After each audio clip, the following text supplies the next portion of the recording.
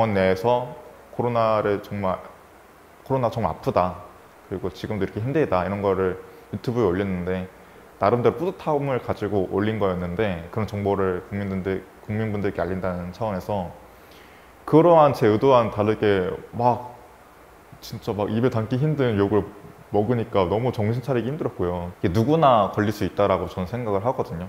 저 같은 경우는 손 소독제도 쓰면서 라텍스 장갑도 끼우면서 온 경우인데, 개인의 부주의로 감염됐다고 다 치부를 하시는 경우가 많으신 것 같고, 뭔가 도움을 받을 수 있는 게 있을까 해서 동주민센터 가면은 그 직원이 이렇게 말을 해요. 아, 여기 한부모 상담 왔어요 라고 막 큰 소리로 이야기하는 거예요. 한부모라는 자체를 굳이 드러내지 않아도 그냥 자연스럽게 살 수도 있는데, 우리 사회는 그걸 굉장히 증명해내려고 하는 게 많이 있어요. 학교에서도 부모님이 이혼하셨니, 왜 하셨는지 이런 것들을 또 서류를 내게 하는 경우도 있고요. 요즘에는 청소년들도 굉장히 아르바이트라든지 노동을 많이 합니다. 그런데 막상 일을 시작하면은 어린 게 뭘 알아부터 해가지고 일은 똑같이 하는데 막상 임금을 지급해야 하는 시기가 오면은 어리니까 너는 돈을 덜 받아도 돼, 이런 식의 말도 많이 하고요. 그리고 성희롱적이라던가 이런 발언도 일삼고 화장을 하고 오라던가, 연령상의 차별도 분명한 차별이잖아요. 사회에서 바라보는 미혼모는 혼전순결을 지키지 않은 그런 문란한 사람, 이렇게 바라보는 분들이 굉장히 많으신 것 같더라고요.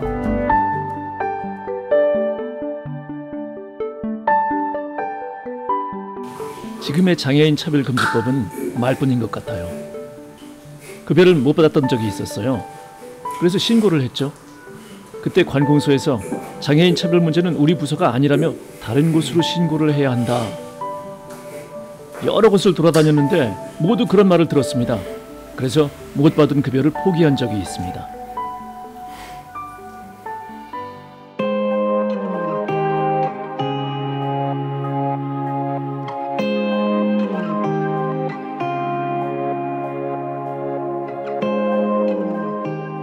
저도 사기 말기암을 극복했습니다. 저는 이제 운이 좋게도 이제 회사에서 많은 부분을 고려해줘서 복직은 했지만 대부분 복직을 하지 못하는 경우들이 많아요. 암에 걸렸다 보니까 다른 사람들이 불편해한다, 그리고 너가 원래 했던 일을 그만큼 못할 것 같다. 암 경험자는 제가 봤을 때 어느 누구보다 강인하거든요. 그 사람들은 가장 극한을 갔다 왔고 그걸 극복했던 사람들이기 때문에 누구든 생애 어느 시점에서, 그리고 또 자기랑 가까운 사람이 소수자가 될 수 있어요.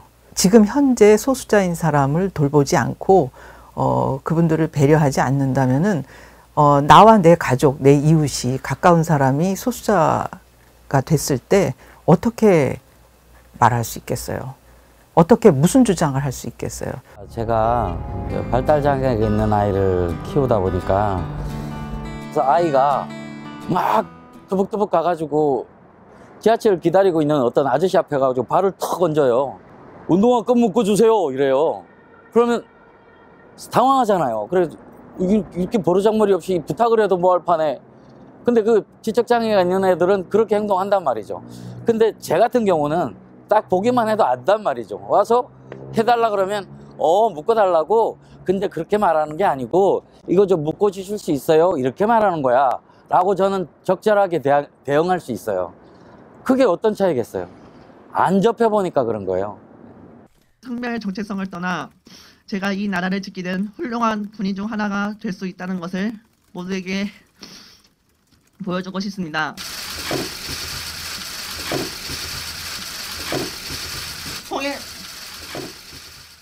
군에서 했던 말 중에 상처받았던 말이 있으시죠? 너는 임무 수행이 안 된다. 이게 솔직히 차별이 아니면 뭐겠습니까? 저희는 이제 세금도 내고 한 국가의 국민인데, 자랑스러운 한 국가의 국민인데 왜 이렇게 숨어서 살아야 하는가? 저희 같은 이런 그러지 눈에 띄지 않았던 그런 사람들이 인권에 대해서는 아직 좀 갈 길이 먼 것 같습니다. 그 은행 같은 데서요, 제가 뭐 대출을 넣는다든가 또 뭐 카드를 발급받는다든가 할 때 그 자필로 꼭 이름을 쓰라는 얘기를 합니다. 제 얘기는 그렇습니다. 그렇다면 점자로 준비를 해주든지 이름을 자필로 쓸 수 있도록 환경을 만들어줘야지. 제가 그런 얘기를 합니다. 그러면 당신도 눈을 감고 한번 써보십시오. 잊을 수가 없어. 하였은 어머니 왜 나를 낳으셨나요? 봄, 여름, 가을이 또 겨울이 그 평등이라는 말이 참 마음에 와 닿습니다. 그래서 지금이라도 아주 그런 것이 법제화된다고 하니까 너무나도 기대가 크고요. 너무 좋습니다. 저도 뭐 장애인이기 때문에 장애인차별금지법의 구제를 받기도 하지만은 저도 모르게 저도 이제 그 잘못된 인식을 갖고 있어서 저도 남을 차별할 수 있는 이게 차별인지 아닌지조차 모를 때가 있어요. 그런 것들을 방지하기 위해서 포괄적인 평등법 반드시 필요하다고 생각합니다. 중요한 것은 우리가 사회가 아직까지는 그렇게 평등한 사회라고 생각하지는 않거든요. 무언가 평등하게 누리지 못하는 것에 대해서 이야기를 할 때 그것이 특권을 요구한다라는 방식으로 이야기하는 것은 저는 맞지 않다고 생각이 됩니다.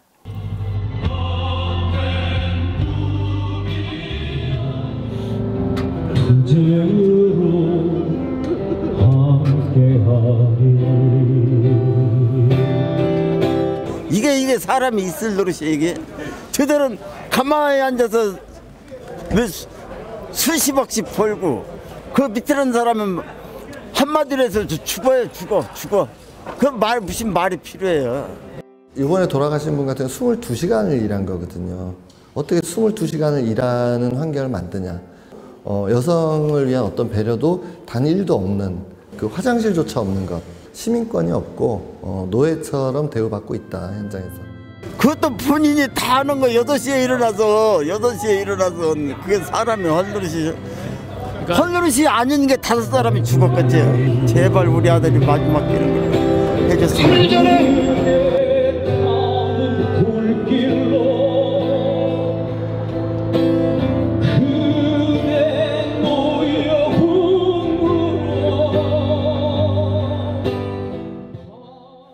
비정규직, 정규직 없는 평등한 사회가 되었으면 좋겠습니다.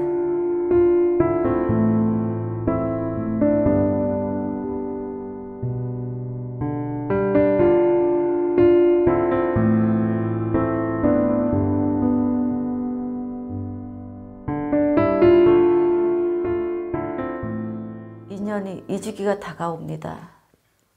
근데 또 용균이 같은 똑같은 사고가 났습니다. 용균이 때나 지금이나 현장이 바뀌지 않았다라는 걸 알게 되었습니다. 왜 사고 당사자가,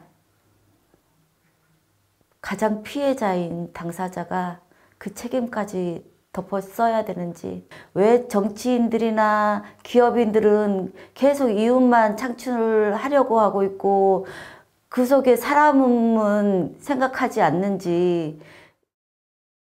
그러니까 차별이라는 것은 그냥 끝없이 다양한 형태로 보여지는 것 같습니다.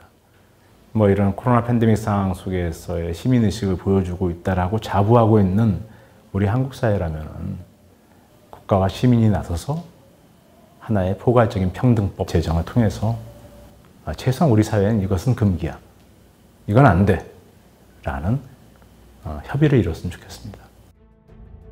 모든 사람은 인종, 피부색, 성, 언어, 종교 등 어떤 이유로도 차별받지 않으며 이 선언에 나와 있는 모든 권리와 자유를 누릴 자격이 있다.